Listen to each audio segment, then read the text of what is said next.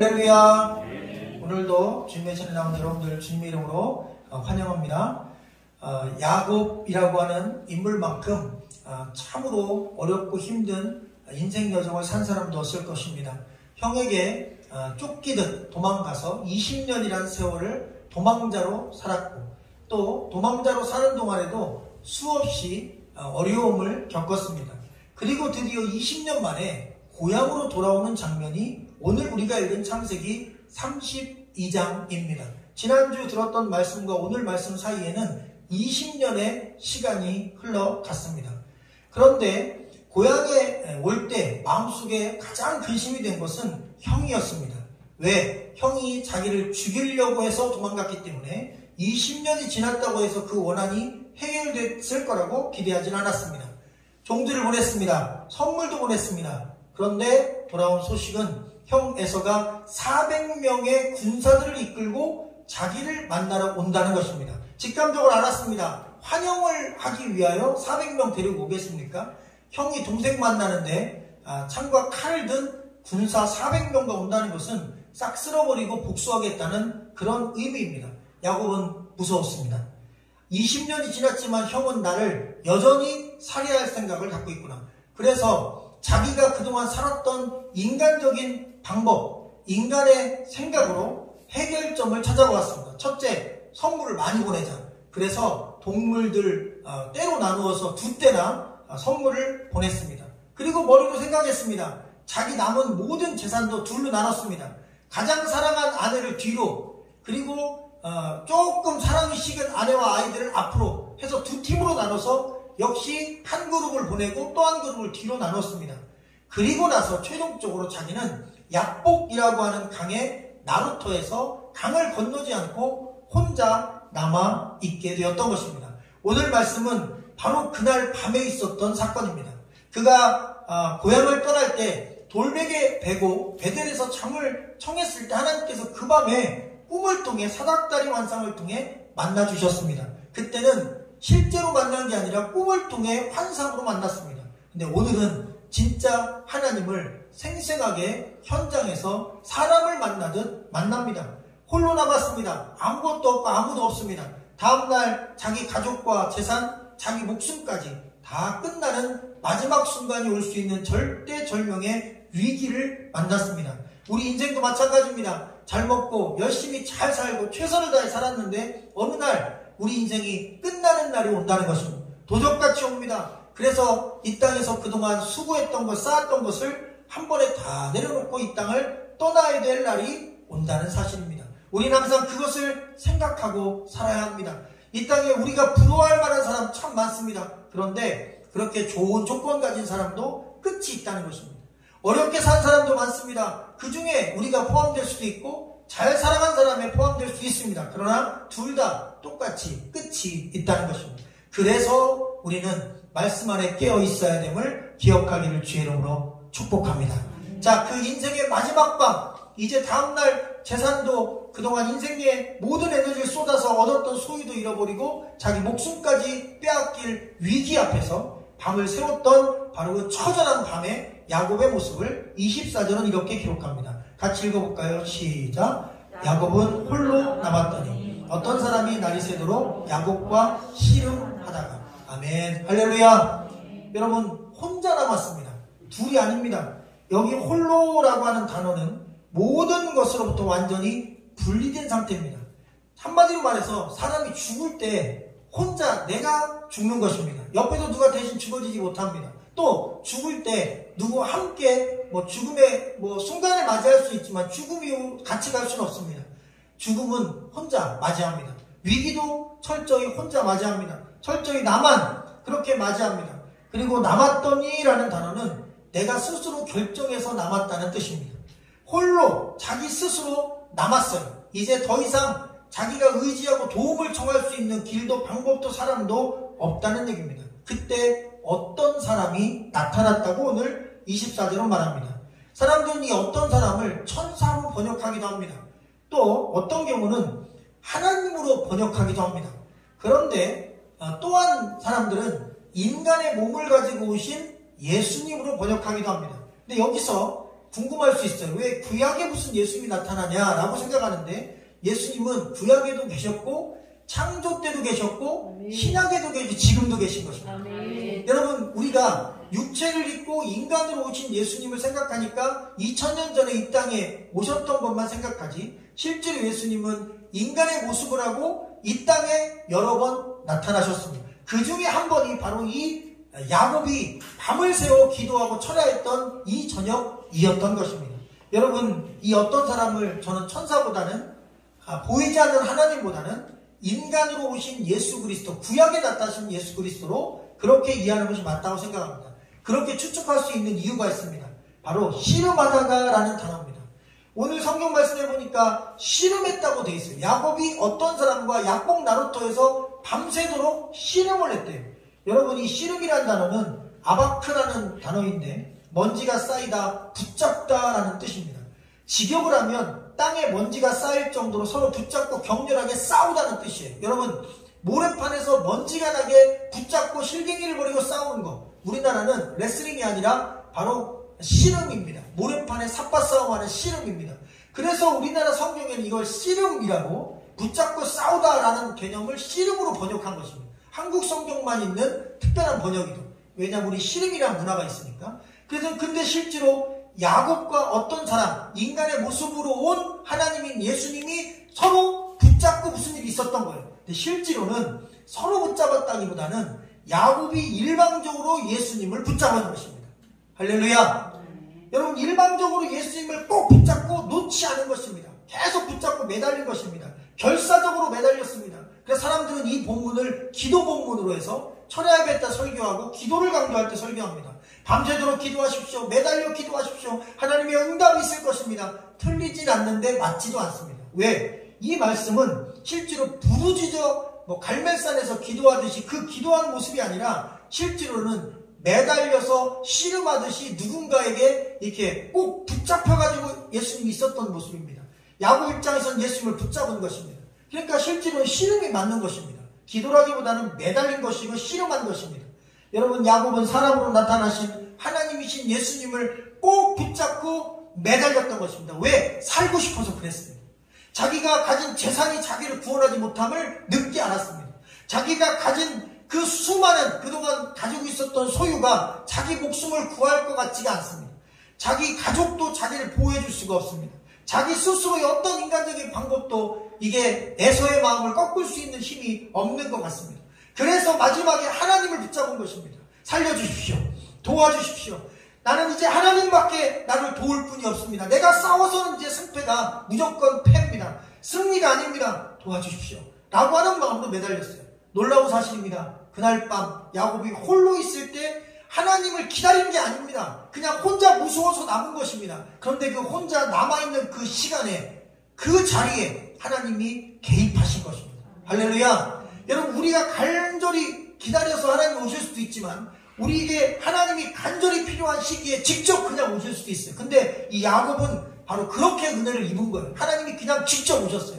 바로 찾아오셨어요. 그리고 그 곁에 섰어요. 야곱은 직감적으로 알았습니다. 이분이 하나님임을. 그리고 붙잡은 겁니다. 놓지 않았습니다. 자, 그 결사적인 모습이 25절과 26절에 있는데요. 여러분의 음성을 한번 읽어주시면 감사하겠습니다. 25, 26 시작. 자기가 야곱을 이기지 못함을 보고 그가 야곱의 허벅지 관절을 치매 야곱의 허벅지 관절이 그 사람과 씨름할 때에 어나더라.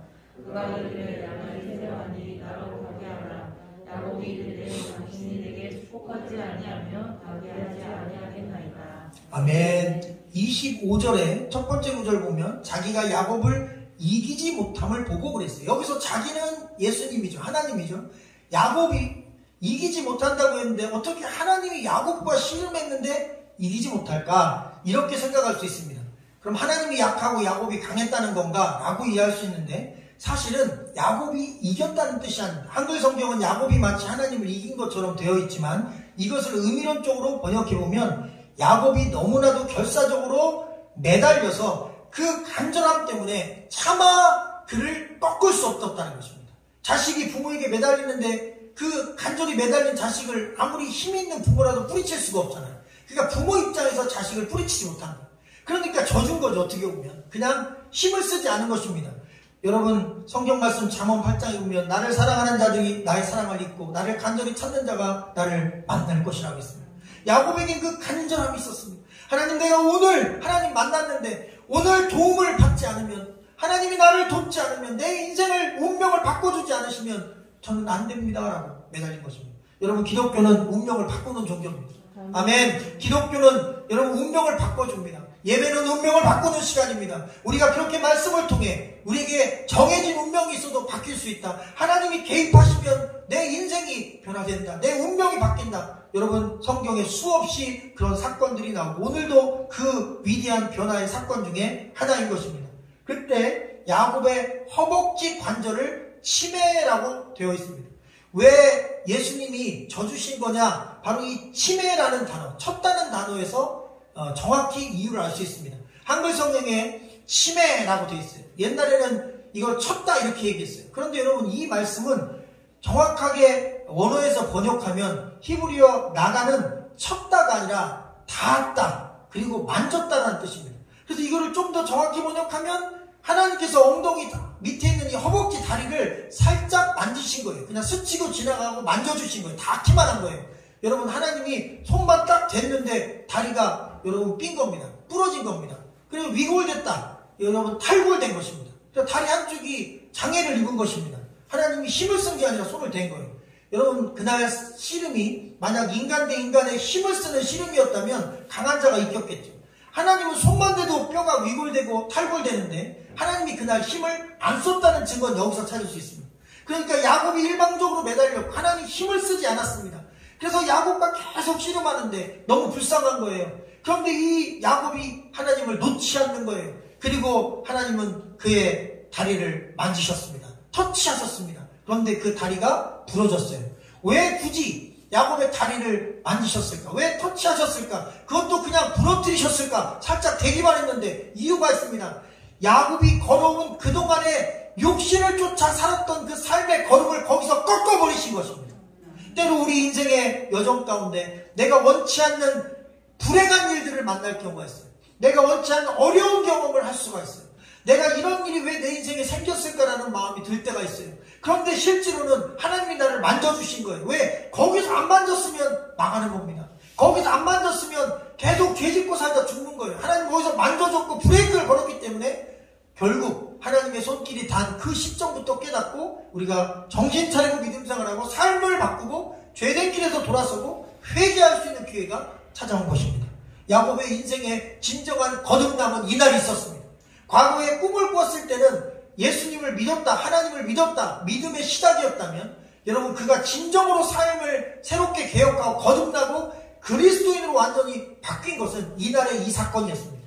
다리뼈가 위골되는 사건, 탈골되는 이 사건, 하나님이 다리를 만져주시고 인간의 걸음, 욕심의 걸음을 꺾어주신 바로 이 시간이 그가 거듭나는 시간이었습니다. 여러분, 그 순간에 다리가 부러졌음에도 불구하고 붙잡고 이렇게 얘기합니다. 나를 축복하지 아니하시면 절대로 당신을 가게 하지 않겠습니다. 당신을 보낼 수 없습니다. 라고 간절하게 매달렸습니다. 내가 열심히 노력해서 소유가 많아졌고 또 부자가 되었지만 이제 깨달았습니다. 하나님 도와주십시오. 인생의 진정한 축복은 하나님이 주시는 축복입니다. 이 땅의 소유는 언젠가 다 없어지고 나 혼자 남으니까 아무것도 아닙니다. 죽으면 끝입니다. 그러나 죽어도 끝나지 않는 축복, 하나님의 그 축복 저는 받고 싶습니다. 라고 하는 간절함을 갖고 매달렸던 것입니다. 자, 27절과 8절 같이 읽어볼까요? 시작. 그 사람이 그에게 이르되 내 이름이 무엇이냐? 그가 이르되 야곱이니이다. 그가 이르되 내 이름을 다시는 야곱이라 부를 것이 아니요 이스라엘이라 부를 것이니 이는 내가 하나님과 및 사람들과 겨루어 이기었습니다. 아멘. 여러분, 구약 성경에서 이름은 그 사람의 존재를 나타낸 것입니다. 그런데 야곱의 이름은 어떤 뜻입니까? 사기꾼, 남의 발 뒤꿈치를 붙잡은 자, 남의 자리를 빼앗은 자, 이런 남의 것을 빼앗는 욕심쟁이의 이름이 야곱입니다. 그런데 왜 굳이 하나님은 이 야곱을 축복하기 위해서 첫 번째는 그의 잘못된 삶의 방식을 고쳐주셨어요. 다리를 만져주시면서 그가 걸었던 인생의 그 잘못된 걸음을 회개하게 만드셨어요. 그리고 나서는 그의 이름을 굳이 물어봤을까요? 왜? 너는 어떻게 살았느냐는 거예요. 여러분, 기독교인 되는 첫 단추는 자신을 돌아보는 것입니다. 내가 살아온 삶을 돌아보는 것입니다. 주일 예배를 통해 한 주간의 삶을 돌아보는 것입니다. 내가 얼마나 하나님 말씀 안에서 믿음으로 살려고 수고했는가? 내가 얼마나 육체의 욕심을 따라 악한 정욕에 빠져서 가족을 속이고 다른 사람을 속이고 그리스도인의 껍데기를 가지고 그리스도인 아닌 삶을 살았는가? 내가 얼마나 더럽고 추악한 자리에서 그렇게 남 모르게 하나님 다 하시는데도 불구하고 그렇게 악의 길을 걸었는가? 예배를 통하여 나를 돌아보는 것입니다. 예배는 거울입니다. 예배는 나를 돌아보는 시간입니다. 말씀을 통해 돌아보는 것입니다. 하나님 앞에서 내 삶을 돌아보는 것입니다. 예배를 통해서 하나님 우리에게 질문합니다. 얘야, 너는 한 주간 어떻게 살았니? 너는 인생을 어떻게 살았니? 너의 이름은 도대체 뭐니? 그리스도인인가? 아니면 이 세상에 속한 사람인가? 그렇게 질문을 하고 계십니다. 그리고 나서 그에게 하나님께서 축복을 주십니다. 너를 다시는 야곱이라 부르지 마라. 이제 이스라엘이라 부를 것이다 그랬어요. 여러분, 이 이스라엘은 사라와 엘이라는 단어가 합쳐진 겁니다. 사라는 싸우다는 뜻입니다. 엘은 하나님입니다. 근데 이게 해석이 좀 애매하죠? 싸우다 하나님. 그럼 하나님과 싸웠다는 뜻인가? 하나님과 싸워서 이겼다는 뜻인가? 한글 성경에는 하나님과 및 사람과 싸워 겨루어 이겼다 이렇게 번역했어요. 틀리진 않지만 조금 더 이것을 정확히 번역하면 싸우다 하나님, 이 뜻은 하나님이 주시는 능력으로 싸워서 승리한 자라는 뜻입니다. 할렐루야. 이 원어에서 정확히 번역하면 그 단어는 명쾌해집니다. 하나님이 주는 힘으로 싸워서 승리한 자입니다. 과거에 야곱은 자기 힘으로 인생을 살았어요. 내 힘으로 부자가 됐어요. 내 능력으로 모든 어려움을 극복했어요. 그리고 고향으로 돌아왔어요. 근데 자기가 20년간 노력한 게 아무 의미가 없어. 왜? 형이 나를 죽이려고 해요. 여전히 죽이려고 해요. 과거엔 형 혼자 나를 죽이려고 했는데 이제 400명하고 형까지 401명이 무기를 갖고 와서 나를 죽이려고 해요. 전보다 더 강한 힘이 나를 죽이려고 해요. 그래서 나는 그 엄청난 나의 대적 앞에서 아무것도 아니에요. 그러고 나서 깨달았어요. 내가 노력한 것으로 이 세상을 이길 수 없고 죽음을 넘어설 수 없는 것. 그래서 죽음을 넘어서고 내 인생의 위기를 넘어서는 유일한 완전한 완벽한 힘은 하나님으로부터 오는 거예요. 여러분, 기독교인이 된다는 건 내 힘으로 살 수 있지 않다는 걸 깨닫는 것이고, 기독교인이 된다는 것은 인간은 하나님 믿어야 산다고 여러분 그 진리를 깨닫는 것입니다. 할렐루야. 누가 교만합니까? 내 힘으로 살 수 있다고 믿는 사람입니다. 누가 겸손한 자입니까? 하나님 없이는 살 수 없다고 고백하는 자입니다. 그리스도인은 하나님이 주시는 힘으로 싸워서 승리하는 자입니다. 죽음도 이깁니다. 죄도 이깁니다. 사망 권세도 이깁니다. 마귀도 이깁니다. 위기와 어려움도 극복하고 이겨냅니다. 최근에 한 연설 강의를 하는 세바시라고 하는 프로그램을 봤는데, 여자분인데 27살 때 오토바이를 타고 친구들과 함께 이게 라이더인가 봐요. 여행을 갔는데 오토바이가 이 왼쪽으로 넘어진 거예요. 그러면서 이 아스팔트 바닥에 왼팔을 쓸리고 나가면서 이제 나중에 이렇게 나가 떨어졌는데, 이게 누워있는데 친구가 와서 막 소리를 지르면서 우는 거예요. 자기는 그냥 아무 느낌도 없이 그냥 누워있는데, 아, 사고 났구나. 알고 보니까 이 팔이 전체가 쓸려서 없어진 거예요. 한쪽 팔이. 27살짜리 여자 미용사인데 한쪽 팔이 이만큼이 없어진 거예요. 정말 비너스상 같더라고요. 이게 진짜 없어졌어요. 그래서 그 친구가 그걸 보고 너무 충격받아서 운 거예요. 그리고 그 친구가 얘기해주자 나중에 알았어. 한쪽 팔이 없어요. 근데 이게 사고가 꽉 나면, 저도 이 다리를 다쳐보니까 그 순간에는 생각보다 이렇게 안 아파요. 나중에 아파오더라고요. 그러니까 이게 그 통증을 많이 못 느꼈던 거죠. 그 쓸리는 동안에. 가서 팔을 가져와서 병원에 가서 이거를 위급하게 붙였는데 접합이 잘 안 됐고, 주말이라서 의사도 없어서 늦었고, 결국은 그냥 외팔로 사는 거예요. 그래서 자기가 어떻게 그 절망적인 위기를, 27살짜리 여자가 한쪽 팔을 완전히 없는 절단된 상태에서 어떻게 제기를 했는지 그가 간증하는 이야기가 이 세바시 15분 특강에서 나왔어요. 첫 번째로는 사람이 도왔어요. 저는 깜짝 놀랐어요. 아직도 우리가 사는 이 세상이 따뜻하구나. 그분이 기독교인지 아닌지 모르겠지만 이 미용실 사장님이 자기를 찾아왔대요. 재활하고 있을 때. 미용사는 못하지만 미용실에 미용사만 필요한 건 아니니까. 너가 우리 회사에서 일한 그 시간이 있고 너는 미용사가 되고 싶어 했으니까, 그리고 직업이 있어야 되지 않니? 나는 너를 끝까지 우리 샵에서 같이 일하는 동료로 쓸 것이다. 그래서 손님 맞이하고 그 카운터 보고 그 미용사들 터치해가지고 조언해주고 10년 차니까 새내기들 오면 교육시키고 말로 이렇게 해주면 되잖아요. 그래서 그런 매니저 역할로 여전히 그 월급보다 훨씬 많은 월급을 주고 자기를 미리 쓰기로 재활병원 때 약속을 했대. 그랬더니 사람이 희망이 생기더라고요.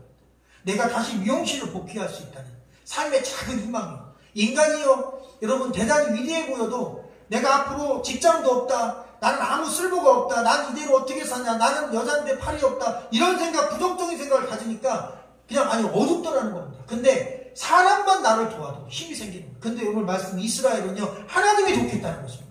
내가 너를 돕겠다. 사람만 도와줘. 내 직장의 사장님이 나를 돕겠다고만 해도 이렇게 힘이 나서 파나마 없는 여인이 인생을 다시 일으켜볼 희망을 갖는데, 여러분 야곱은 하나님이 돕겠다는 거예요. 네 형 내가 바꿔줄게. 400명 군사보다 더 큰 군사 보내줄게. 오늘 우리가 읽지 않았지만 여러분 32장 1절에는 마하나임이라는 위대한 단어가 나옵니다. 하나님의 군대입니다. 왜 이 32장을 시작하면서 야복강 나루에 도착하기 전에 31장 첫 절에 마하나임 하나님의 군대가 나타납니까? 이유는 여러분 하나님이 미리 군대를 보내셔서 야곱 앞에서 에서를 막은 것입니다. 할렐루야. 그것을 야복강 나루에서 그는 늦게 깨달은 거예요. 하나님이 군대를 먼저 파견했어요. 먼저 짐치고 막아주셨어요. 야곱이 400명 아니라 4,000명을 데려가도 절대로 에서가 데려와도 야곱을 막을 수 없더라고요. 그는 야복강에서 처리하는 동안 깨달았어요. 여러분 우리가 생각하기 전에 하나님 먼저 우리를 지켜주십니다. 우리가 계획하기 전에 하나님이 먼저 우리에 대한 풍성하고 아름다운 여러분 계획을 갖고 계십니다. 2000년 전에 우리를 구원할 계획을 실행하셨습니다. 그래서 지금 2000년 지났지만 그 약속이 여러분 지금도 유효하고 영원토록 유효하니 누구든지 주의 이름을 부르는 자 구원을 지금도 받고 미래에 영원토록 인류 역사가 끝나도 받고, 여러분 이 말씀은 여러분 하나도 1.1핵도 사라지지 않는 것입니다. 아멘. 왜? 하나님의 말씀이기 때문입니다. 아멘. 그러면 왜 이름을 굳이 바꿨을까요? 야곱이 이스라엘이 됐을까요? 하나님이 왜 다리를 꺾으셨을까요? 그간 살아온 걸음을 멈추셨을까요? 삶을 돌아보기에 내 이름이 무엇냐고 물어봤을까요? 여러분 야곱은 하나님의 자녀로 살 수가 없습니다. 야곱은 하나님의 축복을 못 받습니다. 사기꾼으로 살고 있는데 어떻게 축복을 받습니까? 남을 속이며 살고 있는데 어떻게 하나님의 자녀입니까? 우리가 교회 다니고 예수님 믿으면 내 삶부터 고쳐야 됩니다. 여러분 구원은 믿음으로 받습니다. 삶의 변화는 내 의지로 변화되는 것입니다.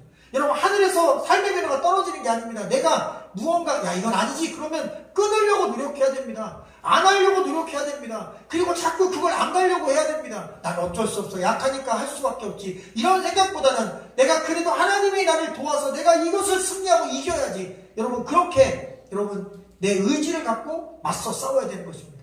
그래 그렇게 할 때 우리 삶의 태도도 바뀌고 그리고 삶의 방식도 바뀌고 그리고 야곱이 변하여 이스라엘로 완전히 새로운 존재로 바뀌는 것입니다. 누구든지 그리스도 안에 있으면 그래서 새로운 피조물이 되고 이전 것이 지나가고 새 것으로 바뀜을 믿으시기를 주의 이름으로 간절히 축원합니다. 마지막 31절을 같이 읽어볼까요? 시작. 그가 분이엘을 지날 때에 해가 돋았고 그의 허벅다리로 말미암아 절었더라. 아멘. 두 가지 문장이 나옵니다. 하나는 희망, 하나는 절망 같은 문장입니다.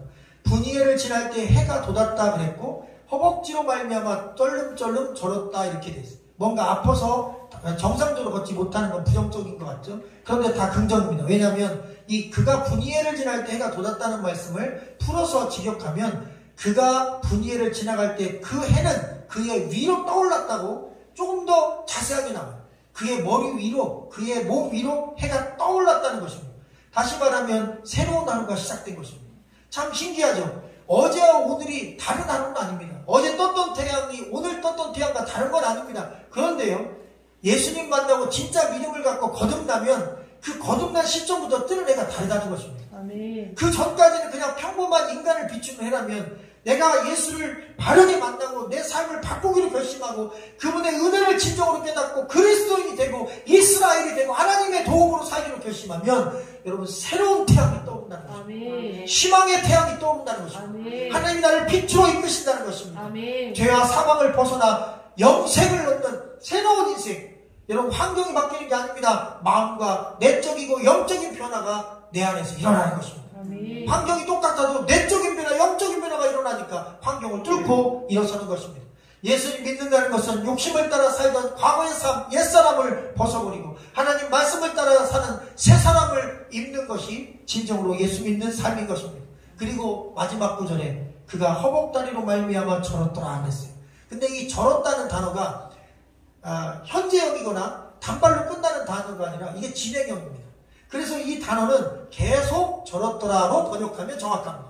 그런데 그 계속이 언제까지냐면 평생 절었다는 것입니다. 그러니까 야곱이 이날 이후로 이 다리가 회복이 안 된 거예요. 한마디로 일평생 다리 한쪽이 이게 위골된 상태에서 그냥 그 뼈가 붙질 않아서 그대로 장애를 갖고 평생 살았어요. 근데 위대한 일이죠. 몸은 그전에는 건강했어요. 두 다리가. 근데 한 다리가 불편해졌어요. 그런데 건강한 두 다리로 내 마음대로 욕심대로 살 때는 야곱이었어요. 근데 다리가 하나님이 만져주셔도 좀 불편해. 내 멋대로 옛날처럼 살지 못해. 그런데 믿음으로 살아요. 그런데 말씀대로 살아요. 그런데 하나님의 자녀로 살아요. 몸은 좀 불편해지고 환경은 나빠졌어요. 그런데 영적으로는 건강해졌어요. 지금 말씀은 우리에게 그런 도전을 주는 거예요.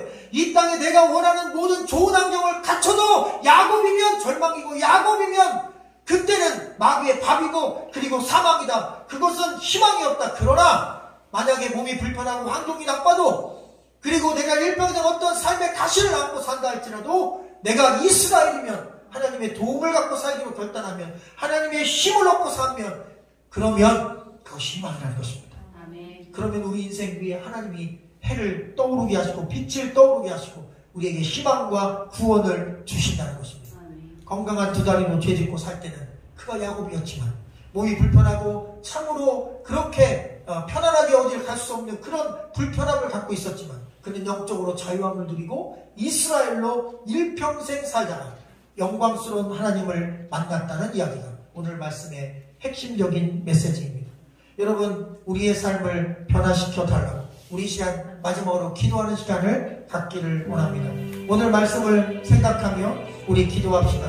주여, 나를 절망의 자리에서 일으켜 주시옵소서. 내가 가장 처절히 외롭고 힘들 때, 또 위기와 어려움을 겪고 있을 때 나를 절망의 자리에서 일으켜 주옵소서. 또한 내 삶을 변화시켜 주옵소서. 야곱처럼 욕심 따라 살던 삶을 버리기 원합니다. 말씀 따라 살게 하여 주옵소서. 우리 시간 다 같이 기도드릴 때 절망의 자리에서 일으켜 달라고, 욕심 버리고 말씀 따라 살게 해달라고 우리 간절히 한번 기도하겠습니다. 생명의 주님, 감사합니다. 내 힘으로, 내 의지로, 내 욕심으로 살 때 나는 야곱이었습니다.